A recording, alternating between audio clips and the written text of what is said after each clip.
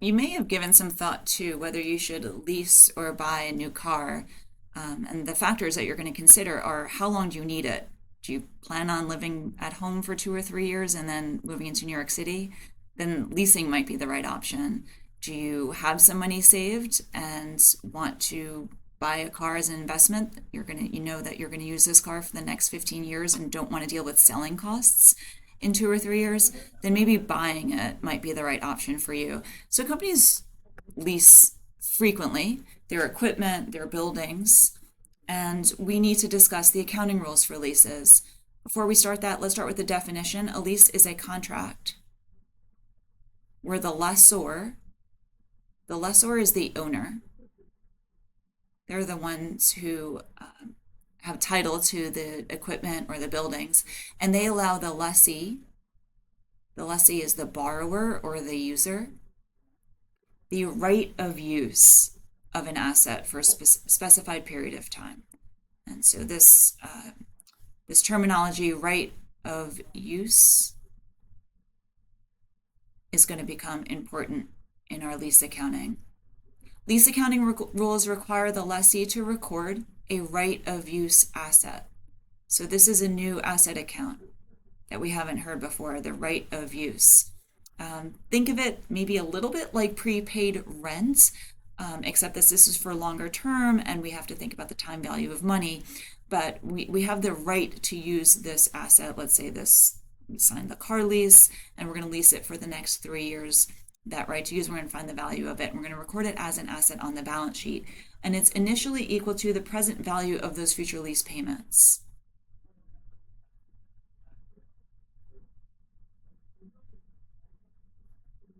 When we looked at prepaid rent, it was typically for less than a year or maybe 1 year. So we didn't think about the time value of money. And now we are. And this asset, the right to use this leased asset, is going to be reduced over time as we use it, kind of similar to depreciation, but we're going to call it amortization. In fact, it's exactly the same as depreciation, except there's going to be no residual value because we're just going to walk away from the lease at the end of this term. We're going to call it amortization expense, and typically the straight line method is going to be used. We're also going to record a lease payable. This is going to be a liability that's reported on the balance sheet. We entered into this contract and we know we're going to have to make payments over time. So initially equal to the present value of the future lease payments.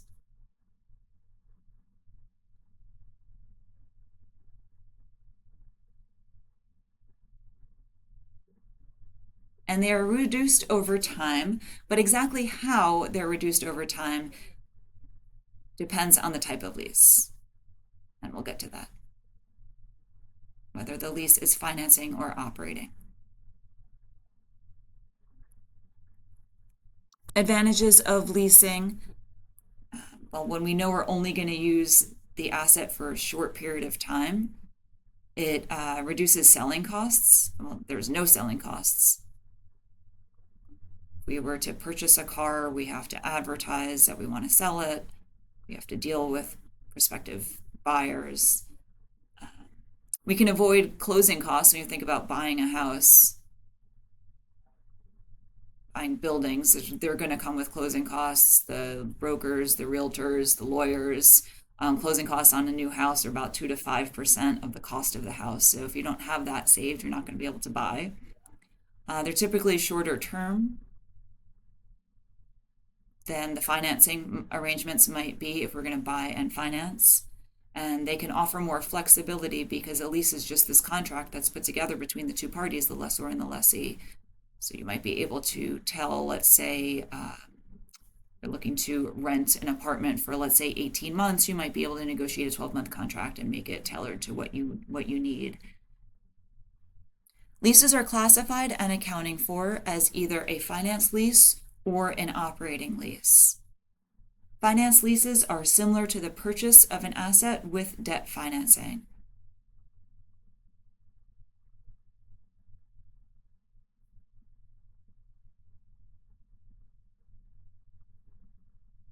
So if I went to Honda and I said, I want to lease a car for the next 12 years and I want financing to be for about 10 or 12 years of that period, it would be very similar to a purchase of a car with financing. An operating lease, think about me walking into Honda and say, I want to lease this car for 2 years. It doesn't look anything like a purchase, and it looks exactly like a rental. So a finance lease is similar to a rental. The thing we want to keep in mind for the finance lease when it looks like a purchase with debt financing is a portion of the cash payment, the lease payment,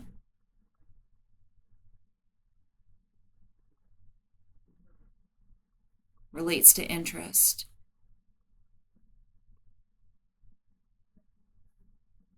The rest to repayment of that loan. And if you have a car loan, you know that that's what these payments look like. A portion of your car loan each period is going to be for interest. The rest is going to be related to repaying the principal. My mortgage looks exactly that way. And so if you just saw the journal entry, it would look a lot like a purchase of an asset rather than a lease. The rental, you're going to see lease expense. We're not going to worry as much about the interest expense. Okay, so how do we know whether an asset is going to be recorded as a finance lease or an operating lease? GAAP gives us specific criteria that we need to follow. There are 5 rules that we need to, 5 tests that we need to conduct. And if any one of these tests is met, then it's going to be a finance lease. And if none of these 5 tests are met, then it's going to be an operating lease. All right, so here's our decision tree that we're going to use. Here's our first criteria here. Does the lease transfer ownership at the end of the lease term?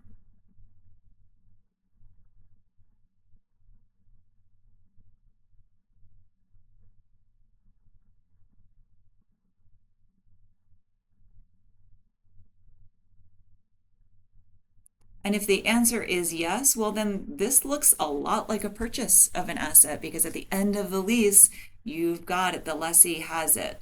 So it's going to be, remember, a finance lease looks like a purchase. If any one of the 5 criteria are met, we are going to record this as a finance lease.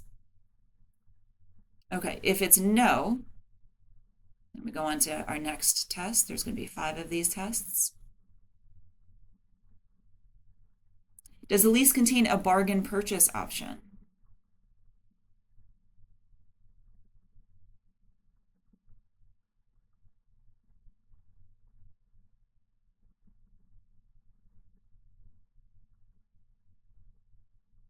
If I'm going to lease a new Honda for 3 years, and then at the end of 3 years, I can buy that car for $1,000. Of course, I'm going to buy a 3-year-old car for $1,000. So essentially, it ends up looking like something that would transfer ownership at the end, because if the rational person would buy it, it's like you've purchased an asset. Then we're going to count for it as a finance lease. If not, we go to the next criteria, and that's going to take a look at the lease term. How long is the length of this lease? Is the lease term a major portion of the asset's economic useful life? Right, so what do we mean by major portion? GAAP helps us with this term, major portion. They say if the lease term is greater than or equal to 75%, and this isn't a hard and fast, it's about this, kind of a more general rule of thumb, not a hard and fast rule, about 75% of the asset's estimated useful life. If you're leasing this asset for most of its life, a major portion of its life, well, then it starts to look more like a purchase. So if that's the case, account for it as a finance lease.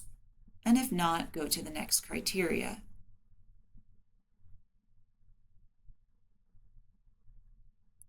Okay, whereas our last criteria was for a lease term, and lease term 75%. This one is a present value test. Present value 90%. So I want you to memorize these rules. Lease term 75. Remember, in every term in school, you need to have at least a 75% to pass. Present value, it's 90. Okay, is the present value of the lease payments, of the future lease payments,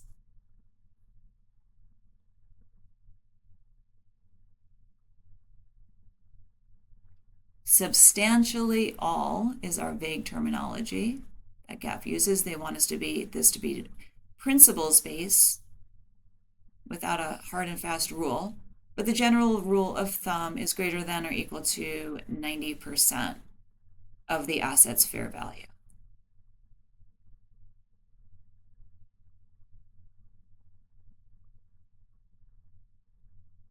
Okay, so if I am leasing a Honda Accord, the fair value, what it's going for, if I would just buy it in cash today, is $30,000, and my total lease payments are $29,000, I've essentially bought it with financing. So we're going to count for this as a finance lease. And if not, we move along to the last criteria. Is the asset so customized that it would be really hard for the lessor to lease it to anyone else?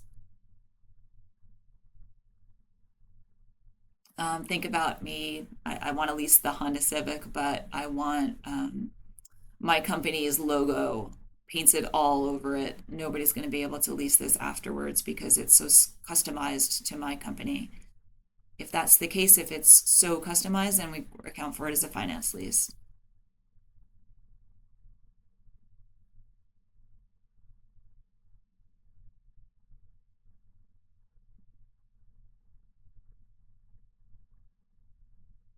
This is also called the no alternative use test.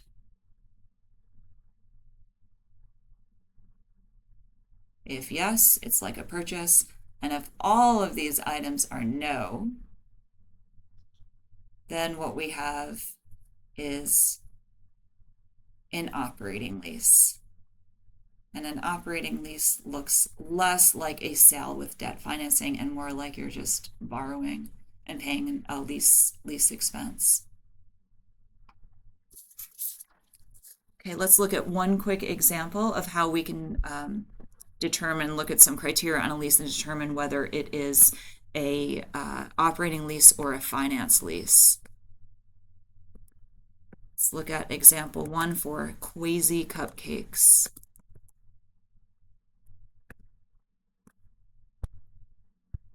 Quasi Cupcakes leased baking equipment from Brooklyn Leasing.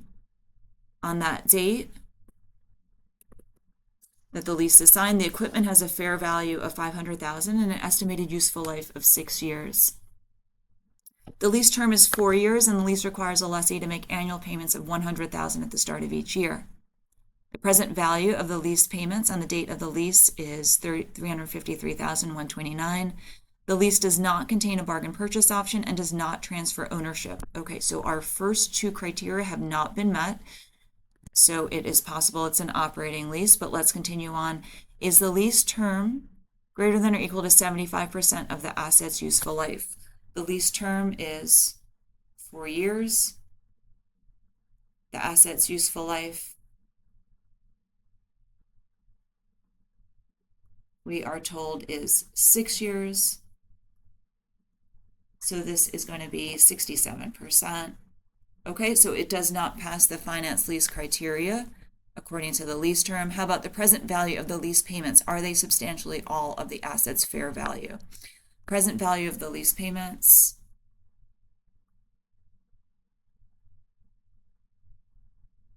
$353,129. And then the total fair value of the asset, how much are we paying compared to what it's worth if we were to just buy it today? $500,000. Well, this is going to work out to be 71%, which is less than 90%. So we did not pass that test. And then is the asset customized? Didn't say anything about that. So this would be an A. This would be an operating lease.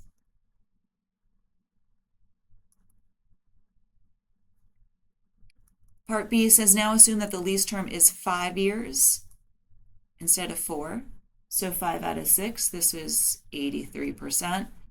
automatically we can stop there. This is going to be a finance lease. It's a major portion of the lease term.